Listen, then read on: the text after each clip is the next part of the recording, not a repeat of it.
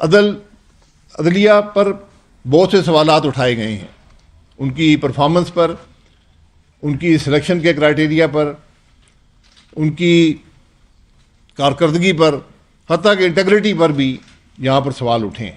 یہ بہت تشویشناک باتیں ہیں کہ آج وہ باتیں جو ہمیں شاید سمجھ نہیں آتی تھیں، حالانکہ سمجھ آنی چاہیے کہ ملک میں عدل کا نظام نہیں ہوگا، رول آف لا نہیں ہوگا تو معیشت ترقی نہیں کرے گی۔ آج وہ ادارہ جو 12 سال سے پاکستان کے اندر معیشت کو سپورٹ کر رہا ہے، وہ کھل کر یہ بات کر رہا ہے۔ یہ ایک بہت اہم رپورٹ ہے جس کو ہمیں بڑی سنجیدگی سے لینا پڑے گا، کیونکہ یہی وہ معاملات ہیں جس سے پاکستان آگے بڑھے گا۔ ہمیں بہت سی خام خیالی رہتی ہے کہ بڑی سٹیبلٹی ہو گئی ہے، بڑا ملک ترقی کر رہا ہے، حقیقت یہ نہیں ہے۔ آپ کے سامنے کل جو امپلائمنٹ کے نمبرز آئے ہیں، ان امپلائمنٹ یہ امپلائمنٹ کے نمبرز ہیں، تو وہاں پر بھی پاکستان جو ہے وہ 6.5 سے 7.1 پر ان امپلائمنٹ چلی گئی ہے۔ اور یہاں پر خاص طور پر اس رپورٹ کے اندر آئی ایم ایف نے بار بار اس بات کا ذکر کیا ہے کہ جو حکومت کے اسٹیٹسٹکس ہیں، یعنی جو اعداد و شمار حکومت دیتی ہے، اس پر کسی کا اعتماد نہیں ہے، وہ بھی مشکوک ہیں۔ تو یہ ان امپلائمنٹ کے نمبر اگر آپ دیکھ لیں کہ آج 7.1 پہ ملک کے اندر جو بے روزگاری ہے وہ چلی گئی ہے۔ نوجوان کے اندر بے روزگاری جو ہے وہ شاید اس سے بہت زیادہ 20% کے قریب ہے۔ اسی لیے آپ دیکھتے ہیں کہ ملک کا نوجوان آج ملک چھوڑ کر باہر جا رہا ہے۔ تو یہ مجموعی طور پر جو آئی ایم ایف کہہ رہا ہے وہ یہ کہہ رہا ہے کہ اگر آپ ملک کے اندر کرپشن کو کنٹرول میں نہیں کریں گے، آپ نے جو اپنی معیشت کے اندر جو انوملیز ہیں، یعنی بے قاعدگیاں ہیں، جہاں پر حکومت خود کاروبار کے اندر ملوث ہے، حکومت خود کاروبار کر رہی ہے، مراد دیتی ہے جن کا کسی کو پتہ نہیں ہے، اس کے بارے میں بار بار ذکر ہے کہ اگر آپ یہ معاملات دور نہیں کریں گے، پرائیویٹ سیکٹر کو موقع نہیں دیں گے، تو آپ کی اکانومی نہیں بڑھے گی۔ یہ کوئی انوکھی باتیں نہیں ہیں، یہ ہر معیشت کو سمجھنے والا یہی باتیں پاکستان میں کرتا آیا ہے۔ آج آئی ایم ایف نے اس کو ایک کتاب کی شکل میں، ایک رپورٹ کی شکل میں آپ کے سامنے رکھ دیا ہے۔ آپ ملک کے اندر جو مختلف معاملات ہوئے ہیں، یعنی اس کے اندر چینی کا خاص طور پر ذکر ہے رپورٹ کے اندر، لیکن جو ذکر ہے چونکہ یہ 2025 کے بعد کی اس میں شامل نہیں ہے، 2025 سے پہلے کے ہیں، تو وہ 2019 کا جو چینی کا جو سکینڈل سمجھیں، جو اس وقت جو معاملہ ہوا تھا چینی کا، اس کا ذکر ہے۔ لیکن ملک کی بدقسمتی یہ ہے کہ ہم نے اس سکینڈل سے، اس وقت جو چینی کے معاملہ ہوا تھا، اس سے کچھ حاصل نہیں کیا، بلکہ وہی معاملہ پچھلے 1.5 سال میں پاکستان میں دہرایا گیا۔ اور آج یہ حقیقت ہے کہ 1 ارب روپیہ یومیہ پاکستان کے عوام کی جیب سے چینی کے مالکان کی جیب میں جا رہا ہے۔ یہ وہ خرابیاں ہیں جس کا ذکر بار بار اس رپورٹ میں آتا ہے کہ جب تک آپ ان خرابیوں کو دور نہیں کریں گے، جب حکومت کاروبار سے خود باہر نہیں نکلے گی، کاروبار کے سیکٹرز کو وہ کنٹرول نہیں کرے گی، پالیسیز جو ہے، پالیسی کیپچر کا نام استعمال کیا جاتا ہے کہ پالیسیز جو ہیں وہ آج اشرافیہ کی ہم بات کرتے ہیں، آج اشرافیہ جو ہے وہ پالیسی کو کنٹرول کرتی ہے، اس سے کرپشن کی جاتی ہے۔ یہ چینی سب سے بڑی مثال ہے اس کرپشن کی۔ تو آج جو ادارہ آپ کی معیشت کو سنبھالا دیے ہے، جو آپ کی معیشت پر نظر رکھتا ہے وہ بار بار ان باتوں کا ذکر کرتا ہے کہ آپ اگر کرپشن کو کنٹرول نہیں کریں گے تو آپ کا ملک آگے نہیں چلے گا. اور صرف کرپشن کی بات نہیں، کرپشن کے کنٹرول کرنے کے ادارے جو ہیں ان کے بارے میں اس رپورٹ میں بار بار ذکر ہے کہ یہ ادارے ناکام ہو چکے ہیں. یہ ادارے صرف کسی کو بچانے کے لیے، سیاست کھیلنے کے لیے یا مختلف طریقے سے کرپشن کو ایک طرح سے سپورٹ کرنے کے لیے استعمال کیے جاتے ہیں. اس کے اندر نیب کا ذکر بھی ہے، ایف آئی اے کا ذکر بھی ہے کہ بہت سے ادارے ہیں جو آپس میں ان کے اندر یہ پتہ نہیں ہے کس کی کیا ذمہ داری ہے. اوور لیپنگ جسے کہتے ہیں کہ بہت سے ادارے وہی کام کر رہے ہیں کرپشن کو روکنے کے لیے، اور کرپشن رکتی نہیں بلکہ کرپشن بڑھتی جا رہی. یہاں پر نیب کی اپنی جو رپورٹ تھی پچھلے سال، اس میں 5300 ارب روپے کی ریکوری کا ذکر تھا. تو یہ ریکوری کس سے کی گئی، ان لوگوں کے نام کیا ہیں؟ کیونکہ بجٹ کے اندر تو یہ کوئی ایسا نمبر شامل نہیں ہے کہ یہ 5300 ارب جو نیب نے ریکور کیا ہے یہ کس سے کیا ہے اور کہاں پر وہ گیا ہے. اس لیے ہمارے اس پورے نظام کے اندر جو آج گورننس کا نظام ہے، جو نام نہاد کرپشن کو کنٹرول کرنے کا نظام ہے، اس کے بارے میں کھل کر شک اور شبے کا اظہار کیا گیا ہے. اور یہی نہیں، اس کے علاوہ جو ہماری ریگولیٹری جو ریگولیشن کرتے ہیں ادارے، ان کی ناکامیوں کا بڑی تفصیل سے ذکر ہے کہ آج مارکیٹ ریگولیشن میں ہمارے ریگولیٹر جو ہیں وہ ناکام رہے ہیں، چاہے وہ کوئی بھی مارکیٹ ہو. آپ بجلی کو دیکھ لیں، آپ گیس کو دیکھ لیں، آپ ملک کے اندر کسی نظام کو دیکھ لیں، آج اس نظام کے اندر ناکامی ہے، اور بنیادی طور پہ اس ناکامی کا ذمہ دار اس مارکیٹ کو کنٹرول کرنے والے ہیں. یہ باتیں یہاں بہت سی لمبی باتیں ہو سکتی ہیں، لیکن بنیادی بات یہ ہے کہ آج آئی ایم ایف واضح طریقے سے یہ بات ہمیں بتا رہا ہے کہ اگر ہم ریفارمز نہیں کریں گے، ملک کے اندر اصلاحات نہیں کریں گے، ملک کی معیشت نہیں بڑھے گی. جب ملک کی معیشت نہیں بڑھے گی، بے روزگاری ہوگی. جب آپ ریگولیشن صحیح نہیں کریں گے، خاص طور پہ یہاں پر ایف بی آر کا ذکر آیا ہے اس ادارے میں کہ ایف بی آر جو ہے اس کی پالیسیز ایڈ ہاک ہے، کوئی مستقل پالیسی نہیں ہے. انویسٹر کا کانفیڈنس مارکیٹس میں نہیں رہا. آج کوئی انویسٹر پاکستان میں انویسٹ کرنے کو تیار نہیں ہے، کیونکہ یہ نہیں پتا کہ کل کون سی پالیسی حکومت کی ہوگی. یہ وہ خرابیاں ہیں جن کے بارے میں بڑی وضاحت سے نشاندہی کی گئی ہے. ان معاملات کو حل کرنے کے طریقے بھی دیے گئے ہیں کہ آپ کیسے ان معاملات کو حل کر سکتے ہیں. اور میں صرف یہ کہنا چاہتا ہوں کہ آج ہمیں آئی ایم ایف کا انتظار کرنے کی ضرورت نہیں ہے. یہ وہ سب باتیں ہیں جو ہم خود امپلیمنٹ کر سکتے ہیں. ہماری ذمہ داری ہے، یہ ہمارا ملک ہے، یہ آئی ایم ایف کا ملک نہیں ہے. تو بجائے اس کے کہ آئی ایم ایف آپ کے اوپر یہ کل قدغنیں ڈالے، کہ ہم خود نہیں سیکھ سکتے کہ ہمیں کیا ملک کے اندر ریفارمز چاہیے، گورننس کو ہم نے کیسے بہتر کرنا ہے، کس طرح ہم نے پرائیویٹ سیکٹر کو موقع دینا ہے، کس طرح ہم نے کرپشن کو کنٹرول میں لانا ہے، کس طرح جو ہماری ناکامی ہے گورننس کے اندر، جس میں بجٹ کا یہاں پر ذکر ہے کہ بجٹ کی پاکستان میں کوئی حیثیت نہیں ہے. ایک بجٹ بنتا ہے، بعد میں بغیر پارلیمان کو پوچھے ٹیکسوں میں اضافہ کر دیا جاتا ہے، بجٹ کے نمبر بدل دیے جاتے ہیں. یہ ماضی میں بڑی اہم باتیں ہوتی تھیں کہ ٹیکس کب لگایا جاتا ہے، کیسے لگایا جاتا ہے. آج بغیر پارلیمان کی اجازت سے یہ سب کچھ تبدیلیاں کی جاتی ہیں.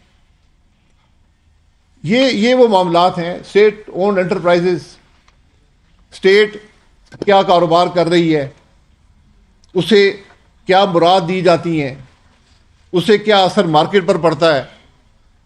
یہ سب باتیں کوئی نئی چیز نہیں ہے. یہ ہمیں کسی کو ہمیں سکھانے کی ضرورت نہیں ہے. ہم خود یہ باتیں کر سکتے ہیں، ہم خود یہ امپلیمنٹ کر سکتے ہیں کہ ہمیں خرابیاں نظر نہیں آتی. آج ایک حکومت کو اس کا 6واں سال یہ جا رہا ہے. 3 سال الیکشن سے پہلے, اس کے بعد یہ 3را سال چل رہا ہے. تو کیا ہمیں IMF کا انتظار کرنا پڑتا ہے کہ اس کی رپورٹ آئے گی, اس سے پاکستان کے عوام کو پتہ چلے گا کہ پاکستان کی معیشت کے حالات کیا ہیں, ہماری معیشت میں خرابیاں کیا ہیں, ہم نے کیسے اپنے ملک کو ٹھیک کرنا ہے؟ یہ ہماری ذمہ داری ہے. اسی لیے پارلیمان ہوتی ہے, جہاں پر لوگوں کی بات سنی جاتی ہے, جہاں پر اپوزیشن کو موقع دیا جاتا ہے. اسی لیے میڈیا ہوتا ہے کہ ان چیزوں کے بارے میں بات کی جا سکے. یہ تمام چیزیں, رول آف لا جسے ہم کہتے ہیں, میڈیا کی فریڈم, ہم جو ملک کے اندر جو ریفارمز کا طریقہ ہے, ملک کے اندر جو پارلیمانی نظام ہے, یہ سب چیزیں ملک کی معیشت پر اثر انداز ہوتی ہیں. اگر ان میں سے کوئی چیز میں کمی ہوگی, ملک کے اندر فریڈم آف ایکسپریشن نہیں ہوگا, فنڈامنٹل رائٹس نہیں ہوں گے, ملک کے اندر کرپشن کا جو نظام ہے, کرپشن اینٹی کرپشن جو ادارے ہیں وہ ڈیلیور نہیں کر سکیں گے, تو ملک کی معیشت نہیں بڑھے گی. اور یہ وہ نقصان ہے جو کوانٹیفائی کیے گئے. بتایا گیا ہے کہ یہ 5500 سے 7000 ارب کا نقصان ہم ہر سال کیے جا رہے ہیں, کیونکہ ہم ریفارمز نہیں کر سکتے, ہم کرپشن کو کنٹرول میں نہیں لا سکتے. اور ابھی اگر اس کے اندر صوبائی ادارے ڈالیں گے, صوبائی حکومتیں ڈالیں گے, تو بات بہت آگے بڑھ جائے گی. اس لیے آج ضرورت ہے کہ اس معاملے پر ملک کے اندر ڈیبیٹ ہو, ہم اپنا ایجنڈا خود طے کریں کہ ہم نے کیسے اپنے ملک کو ترقی دینی ہے. ہم IMF کا انتظار مت کریں کہ کل وہ قدغنے لگائے گا, ہمیں وارننگ دے گا, ہم پھر ڈیفالٹ کی طرف ہم چل پڑیں گے, پھر ہم مجبور ہو کر اپنے فیصلے کریں گے. ہمیں خود آج ریفارم کرنے کی ضرورت ہے. یہاں مقصد کوئی تنقید برائے تنقید نہیں ہے. یہ ملک جتنا حکومت کا ہم سب کا ہے, یہ ملک جتنا اپوزیشن کا اتنا ہمارا بھی ہے. اس لیے ہم سب کی ذمہ داری ہے کہ آج ملک کے حالات کو درست کرنے میں اپنا کردار ادا کریں. لیکن یہ درستگی جو ہے وہ 1-2 عناصر سے نہیں ہوتی, یہ ایک پورا پیکج ہے جو IMF نے آپ کے سامنے رکھا ہے. اگر ہم اس ریفارم کو نہیں اپنائیں گے تو پھر آگے ترقی کرنا بہت مشکل ہو جائے گا. یہ پیغام ہے جو اس کا ہے, اور یہی پیغام لے کر ہم آج آپ کے سامنے یہاں بیٹھے ہیں.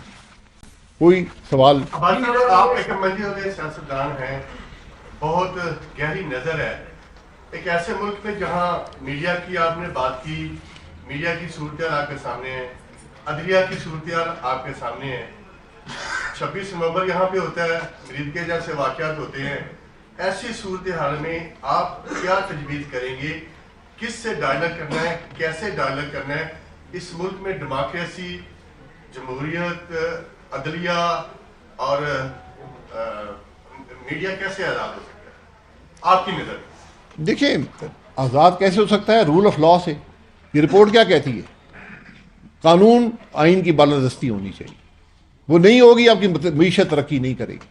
یہ باتیں ہر روز پاکستان میں آپ ٹی وی چینل پہ جہاں بھی موقع کسی کو ملتا ہے یہی بات ہوتی ہے, ایڈیٹوریل میں یہی بات ہوتی ہے, جو آرٹیکل لکھے جاتے ہیں یہی بات اس میں ہوتی ہے. یہ سب چیزیں آپس میں جڑی ہیں. اگر یہ آپ کسی کو توقع ہے کہ ملک میں جمہوریت کے بغیر, ملک میں رول آف لا کے بغیر معیشت ترقی کر لے گی, یہ خیال اپنے ذہن سے نکال. رول آف لا کیسے واپس لانا ہے؟ رول آف لا آئین کو پڑھیں.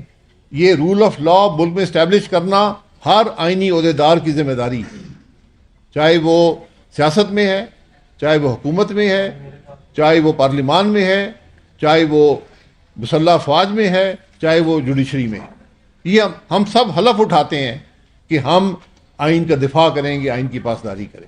یہ رول آف لا ہوتا ہے. جی ہاں جی, ایک منٹ رضا اور مصطفیٰ صاحب. جی جی سوال یہ ہے, 2 سوال ہے. پہلا سوال آپ سے سر صحیح پوچھیں چلیے آپ سے کہ یہ بتائیں کہ اپوزیشن ایک تحریک کا ماحول بنا رہی ہے, تو کیا آپ سمجھتے ہیں کہ تحریک کے ذریعے اب منزل حاصل ہوگی؟ اور دوسرا یہ کہ مفتاح اسماعیل صاحب وزیر خزانہ رہے, آپ وزیر اعظم رہے, جو ریفارمز آپ اب بتا رہے ہیں آپ نے اس دور میں کی؟ جی, یہ بہت اچھے سوال ہیں. अपोजिशन जो है वो तहरीक की ज़रूरत क्यों पेश आती है अपोजिशन को? जब पार्लियामान में जगह नहीं होती तो अपोजिशन बाहर जाती है। रिफॉर्म्स अपने अब हर हुकूमत वक्त के साथ चेंजेस, रिफॉर्म्स, इस्लाहात ये करती है। और मेरा ख्याल है कि मैंने और मिफ्ता साहब ने 10 महीने में जितनी मईशत के अंदर रिफॉर्म्स की पाकिस्तान की तारीख में किसी ने नहीं किया।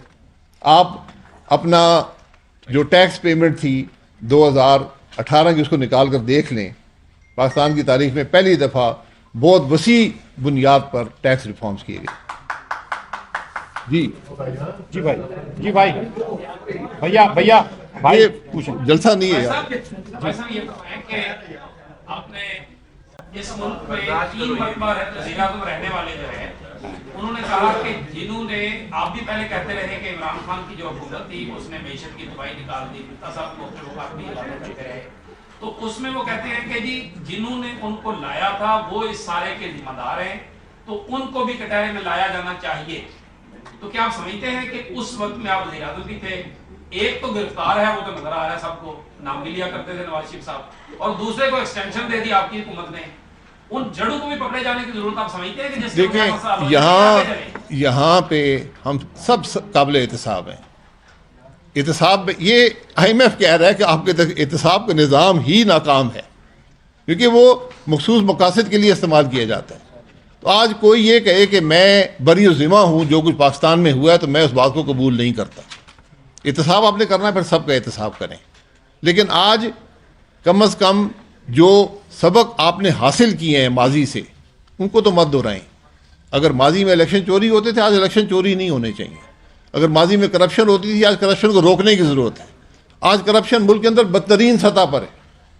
ये पॉलिसी कैप्चर, पॉलिसी की करप्शन का मैंने कभी किसी इंटरनेशनल इदारे में रेगुलेटरी कैप्चर का मैंने कभी नहीं सुना था। ये पहली दफ़ा है कि IMF के जैसे इदारे की रिपोर्ट में ये बात, और इस पर बार बार इस पर उन्होंने जोर डाला है कि ये आपके मुल्क के अंदर हो रहा है, इसको आप अगर नहीं रोकेंगे आपकी मईशत नहीं चलेगी। शोएब भाई, शोएब निज़ामी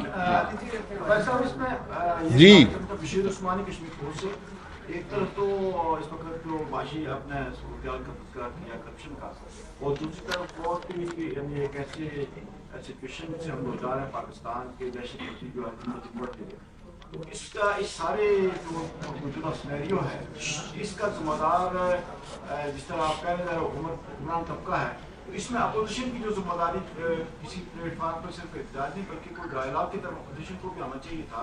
तो मैं ये समझता हूँ कि कुछ आप क्या समझते हैं कुछ अपोजिशन की तरफ से भी आर्डर में की जा रही है कि कुछ एक पॉइंट पे जो दहशतगर्दी है, जो नासूर बढ़ रहा है और पड़ोस के मालिक से खतरात भी जन्म ले रहे हैं, तो इस तनाज़र में आप क्या कहना चाहेंगे? देखिए, मुल्क के मामलात सबकी जिम्मेदारी होती है। पार्लिमानी निज़ाम में सिर्फ हुकूमत नहीं होती, अपोजिशन भी होती है। दोनों को अपना किरदार अदा करना है। आज की अपोजिशन हुकूमत के अंदर भी है, उनके पास भी हुकूमत है, जो इक़्तिदार में उनके पास बहुत सी हुकूमतें हैं, तो क्या हम आपस में बातचीत नहीं कर सकते? इतनी बात है। मैं बार बार कहता हूँ पाकिस्तान में डायलॉग के अलावा कोई हल नहीं है। आपको बैठ कर मुल्क कैसे आगे चलेगा, कैसे रिफॉर्म्स होंगे, क्या इस्लाहात हमने करनी है, ये आपको बैठ कर बात करनी पड़ेगी, वरना कोई आगे मुझे कम से कम रास्ता नज़र नहीं आता। नवाज शरीफ साहब आपके लीडर भी रहे हैं, जो है वो कल बयान भी दिया है, उन्होंने जो हाइब्रिड निज़ाम है इसका दफा भी किया है, और फिर वहीं पर उन्होंने कहा कि इमरान खान साहब को जो लाने वाले हैं उनका भी जो है वो एहतसाब होना चाहिए। तो इस वाले से आपकी क्या राय है? तो मैं तो कह दिया कि एहतसाब सबका होना चाहिए, लेकिन आप किस किस का एहतसाब करेंगे? आप मुल्क चलाएंगे, एहतसाब ही करते रहेंगे। एहतसाब के इदारे के बारे में IMF ने आपको भी कह दिया है, एक इंडिपेंडेंट इदारे ने बता दिया है कि आपके एहतसाब की हालत क्या है। मियाँ नवाज शरीफ पॉलिटिकल लीडर हैं, उनकी मर्जी है जो बयान दें, उस बयान का वो दिफा खुद करेंगे या जो भी उन्होंने बात की है। वो आज हुकूमत में है, उनके एहतसाब उनके हाथ में है। उनके पास 2 सूबों में हुकूमत है, वफाक में हुकूमत है, 2/3 अक्सरियत है, जो करना चाहें कर सकते हैं, उनकी जमात कर सकती है। शोएब भाई, आपने कानून की बालादस्ती की बात की है और इस वक्त आप क्या समझते हैं जो सूरत-ए-हाल पाकिस्तान के अंदर बनी गई है, इसकी सबसे ज्यादा मुश्किल नून पर आयद होती है या पाकिस्तान पीपल्स पार्टी पर? कानून की बालादस्ती के लिए दोनों जमातें अगर आपसे राब्ता करती हैं तो आप किससे बात करेंगे? यार राब्ता, हम तो जो पाकिस्तान की मुफाद की बात करेगा उससे हम बात करेंगे। जो आइन की बात करेगा उससे बात करेंगे। बात ये नहीं है कि किस से बात करनी है, कब करनी है। क्या हमारे अंदर कोई ये एहसास नहीं है कि मुल्क कहाँ पर जा रहा है? आपने 2 तरामीम की हैं, 2 तिहाई आइनी तरामीम की हैं 2 तिहाई अक्सरियत के साथ। उन आइनी तरामीम में मुझे पाकिस्तान के अवाम या मुल्क का कोई मुफाद बता दें। तो जब हम हमारी रवैया ये होगा, सोच ये होगी, मैं ये रवैया और सोच बदलने की ज़रूरत है। आज हमारा मुल्क मुश्किल में है, मुल्क की बात करें। हम अपनी बात करते हैं, अपने इदारों की बात करते हैं, अपने मुफाद की बात करते हैं, अपनी कुर्सी की बात करते हैं। हम बात करते हैं कि किस तरह मज़ीद ताकत हासिल की जाए। इससे मुल्क नहीं चलते। सर 2 तरामीम हुई हैं, किसी जगह भी आपका हमें जारहाना रवैया नजर नहीं आया, लेकिन मरी के लोगों की जब बात हुई है फिर आप मैदान पे आ गए हैं। आपको मरी ज्यादा अजीज था या पाकिस्तान? अगर 2 तरामीम हुई है तो आपको मैदान में आना चाहिए। मुझे सारा पाकिस्तान अजीज है। मैदान क्या होता है? ये मैदान है ना। हम आज बात कर रहे हैं कि आइनी तरामीम की उस वक्त भी बात की है, आज भी बात की है। मैं ये सिर्फ पूछता हूँ कि आइनी तरामीम 2 तिहाई अक्सरियत से की गई हैं। 2 तिहाई जिन लोगों ने वोट डाले हैं, क्या उनको इस बात का एहसास है कि उसका क्या असर मुल्क पर इन तरामीम का पड़ेगा? या 2 तिहाई अगर अक्सरियत है तो क्या उसको पाकिस्तान की बेहतरी के लिए तरामीम करने के लिए इस्तेमाल नहीं किया जा सकता? या सिर्फ वो चंद मखसूस मकासद के लिए उसको इस्तेमाल किया जाता है? शोएब भाई, मेरा सवाल ये है कि अभी जैसे रिपोर्ट आ गई हमारी जो डिस्ट्रिक्ट पॉवर्टी है उससे मुताबिक, फिर लेबर फोर्स सर्वे भी आ गया, IMF की रिपोर्ट भी आ गई। इसके बाद आप क्या समझते हैं कि NFC के फार्मूले में कोई चेंजेस होनी चाहिए, और उसके बाद कितना इंपॉर्टेंट हो जाएगा पाकिस्तान में PFCs भी और DFCs भी? देखिए, ये जो NFC की बात है इस पर डिबेट की ज़रूरत है। हर आइनी मसला जो है ये डिबेट के ज़रिए हल होता है। हर एक की बहुत सी राय सामने आती हैं। जब वो राय इकट्ठी होती हैं आपको एक बेहतर हल मिलता है। अगर आप डिबेट नहीं कराएंगे, ना उस फैसले की कोई ओनरशिप होती है, ना उसको कोई कबूल करता है, और ना वो एक बेहतर फैसला होता है। तो जो ये जमहूरी निज़ाम, पार्लिमानी निज़ाम की खूबसूरती होती है कि उसके अंदर हर एक की राय शामिल हो, मुल्क के अंदर एक वसी सतह की डिबेट हो, और फिर ये फैसले किए जाएं। सर अपोजिशन जमातें, आपने रूल ऑफ लॉ की बात की, अपोजिशन जमातों ने तहरीक तहफ़्फ़ुज़ ने पाकिस्तान एक बनाई थी। आप शुरू में इजलासों में शिरकत भी करते रहे एज एन ऑब्जर्वर, लेकिन अब आप उनके इजलासों में शिरकत नहीं कर रहे। क्या आप अपनी पार्टी अलग जदोजहद करेगी या उनके साथ शिरकत करेंगे मुस्तक़बिल में? नहीं, देखिए, आइन के लिए जो काम करेगा हम उसके साथ हैं। अभी भी जो पिछली मीटिंग हुई थी तहरीक तहफ़्फ़ुज़ आइन की, हम उसके अंदर शामिल थे। तो वो ये कोई वो सियासत की बात नहीं है, ये एक मकसद की बात है, और मकसद बड़ा वाज़ेह है। और ये हम सब का ईमान है इस बात पर कि मुल्क आइन के बगैर नहीं चल सकते। जब तक हम आइन की कदर नहीं करेंगे, आइन की बालादस्ती नहीं होगी, मुल्क आगे तरक्की नहीं कर सकेगा। ये आज IMF भी आपको बार बार ये बात लिखता है कि रूल ऑफ लॉ कहाँ पर गया। ये बुनियादी बातें हैं जो हमें समझने की ज़रूरत है। जी जी, दो तरमीमें तो पास कर दी, अब तीसरी तरमीम लाई जा रही है, इसमें आप क्या कहेंगे? दूसरा भी ड्रीम इलेक्शन हुआ पंजाब में, PTI तो रोना रोई कि हम दांधली हुई है, पीपल्स पार्टी भी ये कह रही है कि दांधली हुई है वहाँ पर, तो क्या कहेंगे आप?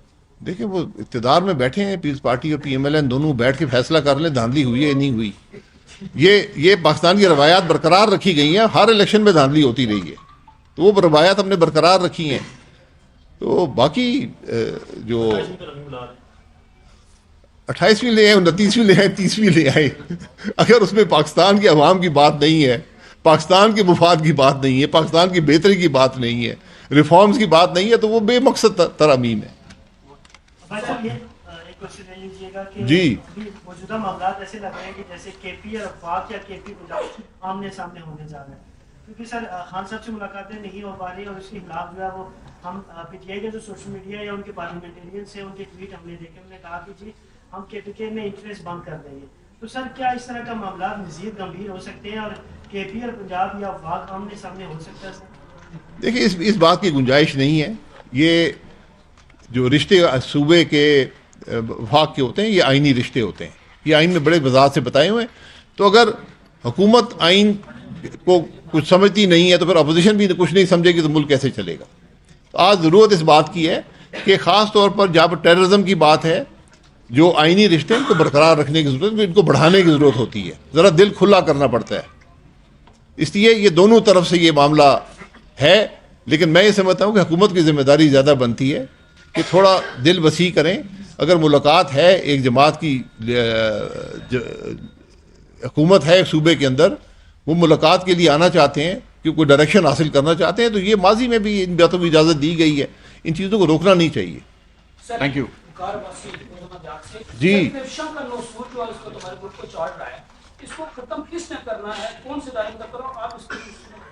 ادارے پہ ادارے، یہی IMF کہہ رہا ہے، ادارے پہ ادارے بنے ہوئے ہیں. نیب ہے، میں پہلے دن سے کہہ رہا ہوں، نیب آج پاکستان کا کرپٹ ترین ادارہ ہے، یہ ایک ناسور ہے جس نے پاکستان کے نظام کو کھوکھلا کر دیا. FIA بنی ہوئی ہے، اینٹی کرپشن کے ادارے صوبائی بنے ہوئے ہیں، اور پتہ نہیں کون کون سے لوگ کرپشن کو دیکھ رہے ہیں، لیکن کرپشن پاکستان میں بڑھتی جا رہی ہے.